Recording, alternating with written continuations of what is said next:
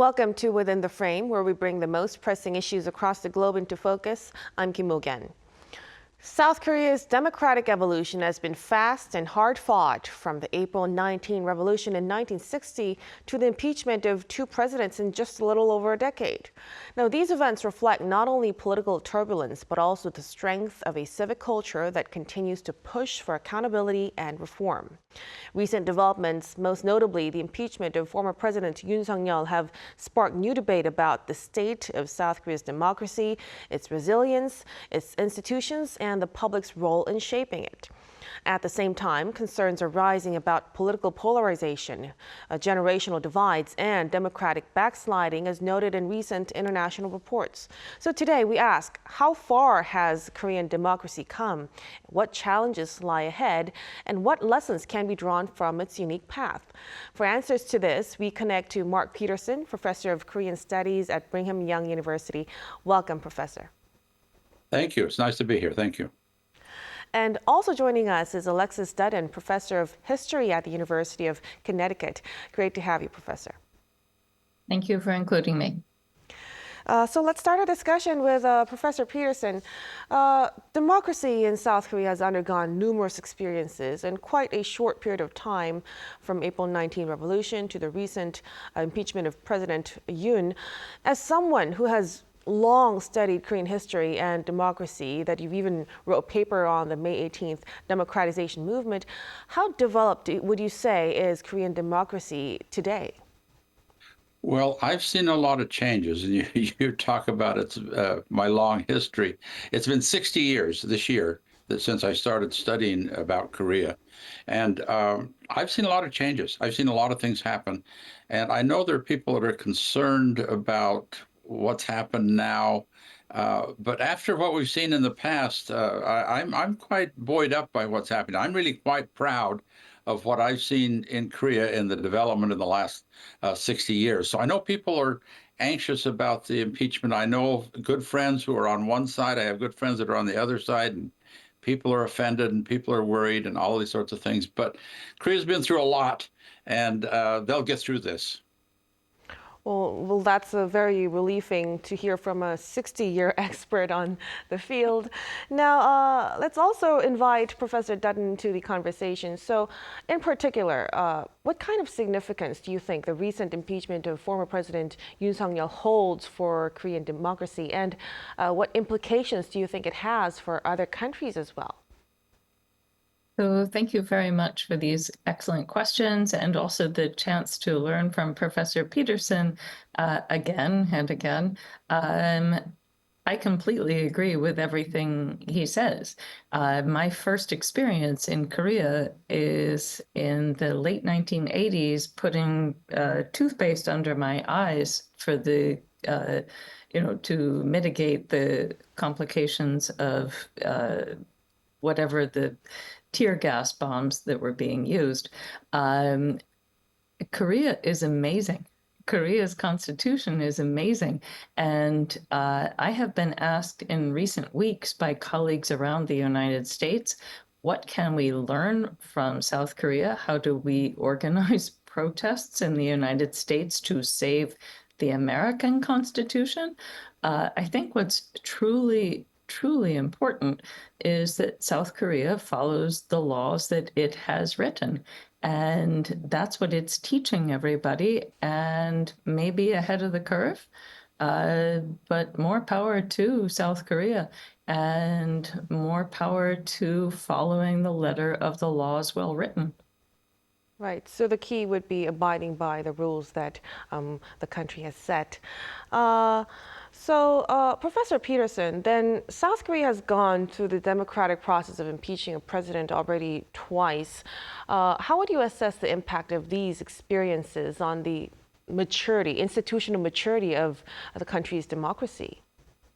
Well, I like to look at the history of Korea. I'm a 17th century man. I'm very uncomfortable in the 21st century. I live in the 17th century. That's where I do my work.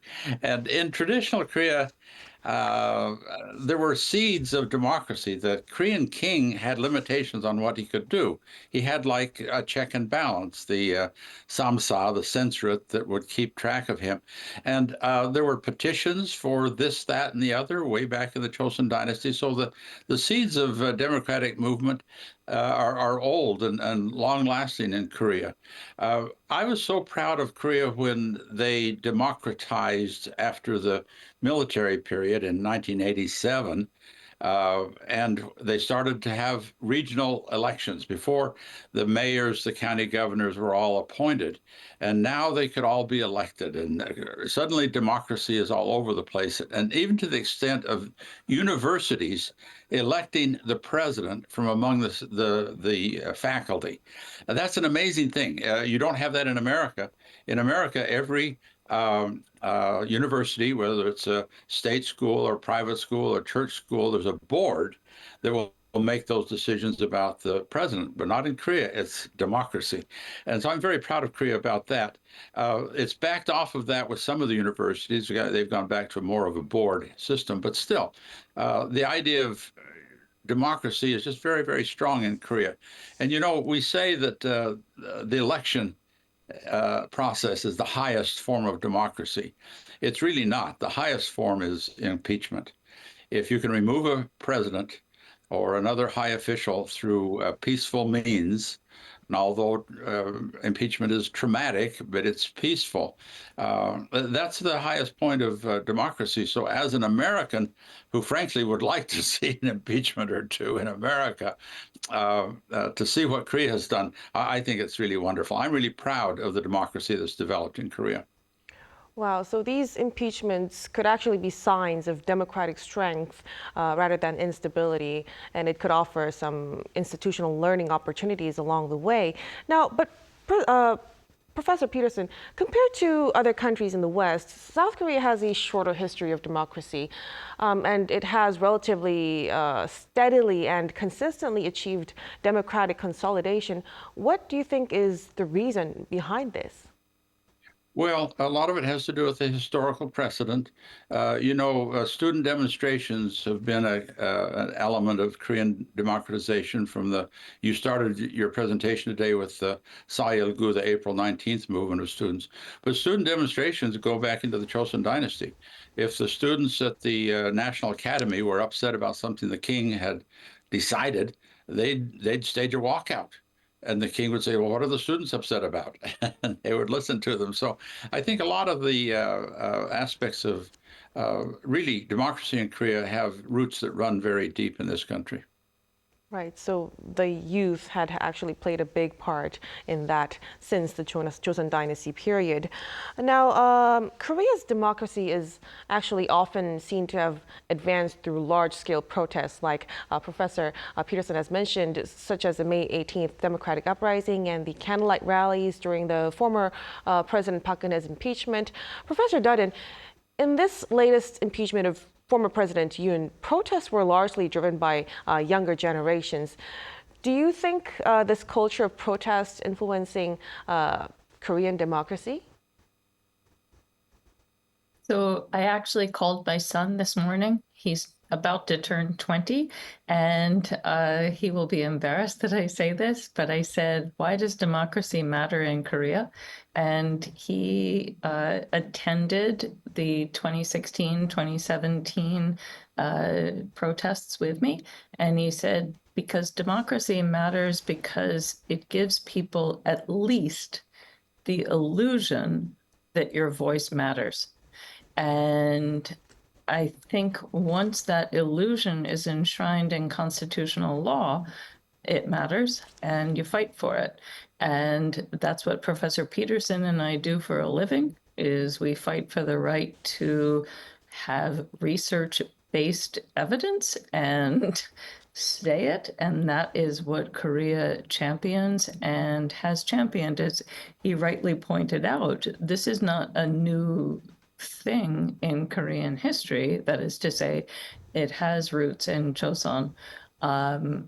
What's new is it's on the internet and it's everywhere. And so people have watched, not for the first time, a South Korean president constitutionally and rightfully impeached.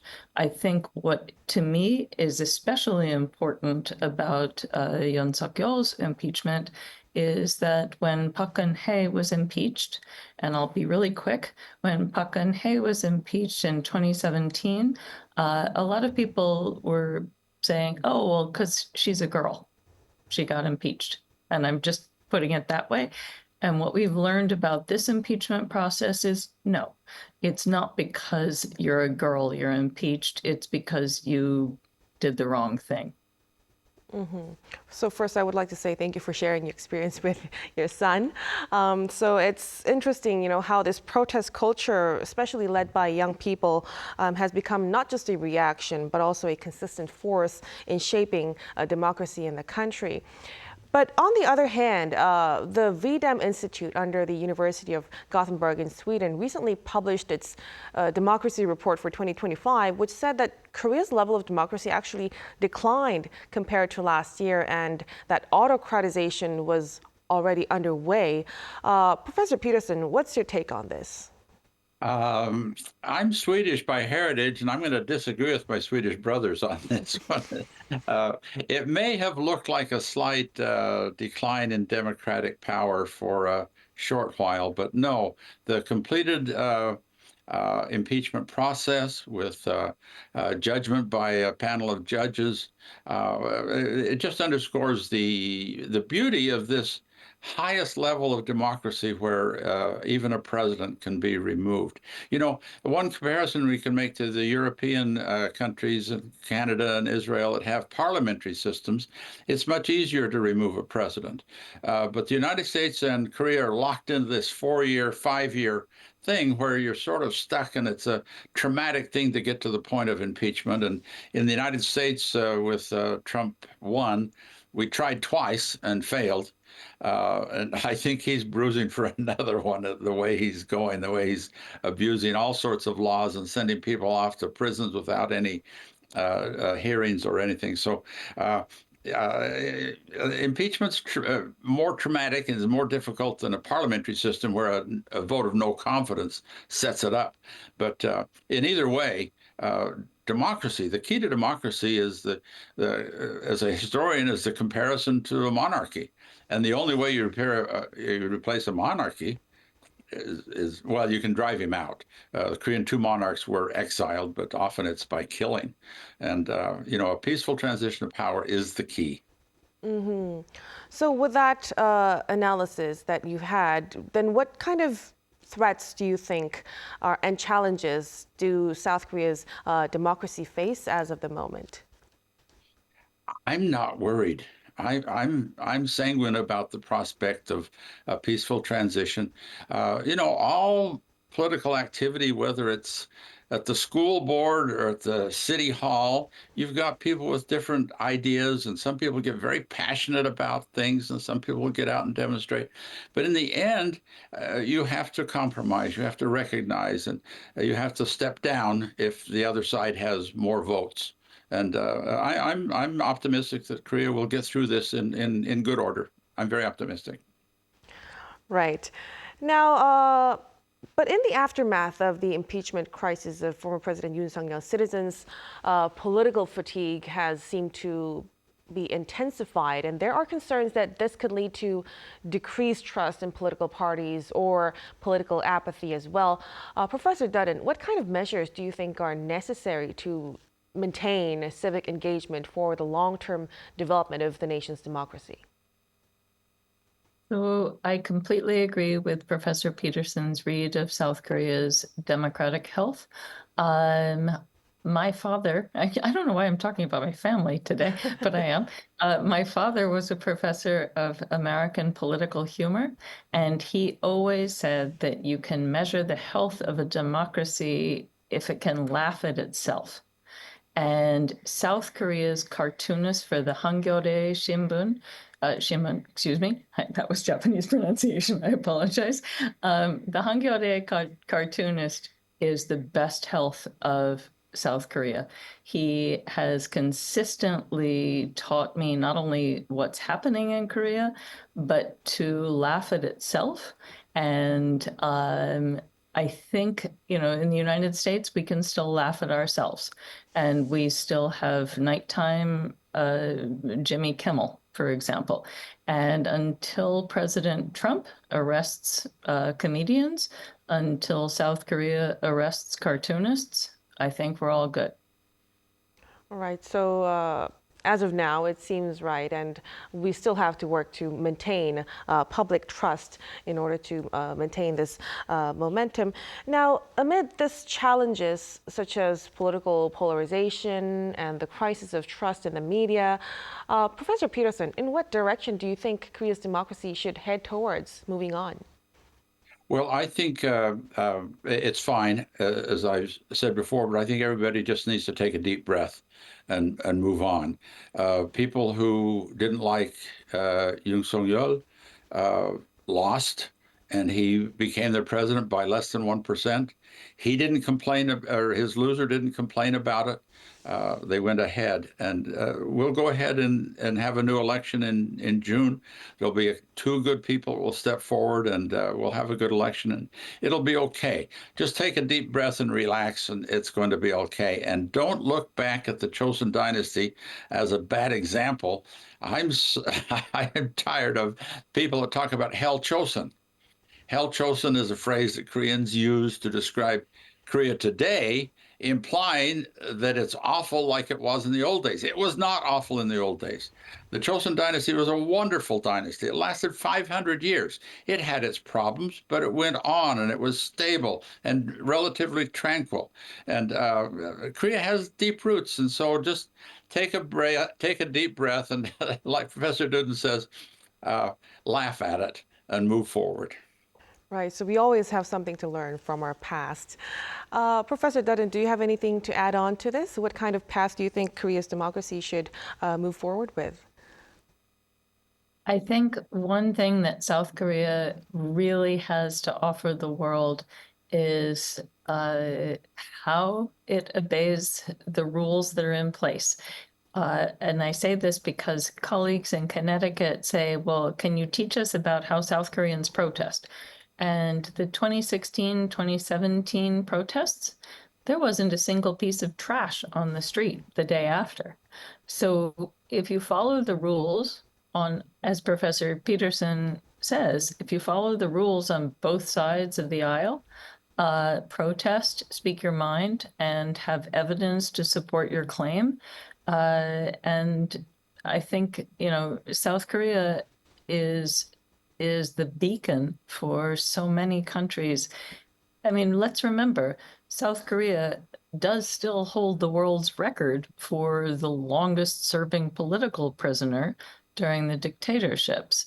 And it's come so far, and has won a Nobel Prize in Literature this year. And there's so much to champion about South Korea that I think we need to just focus on the good and not worry.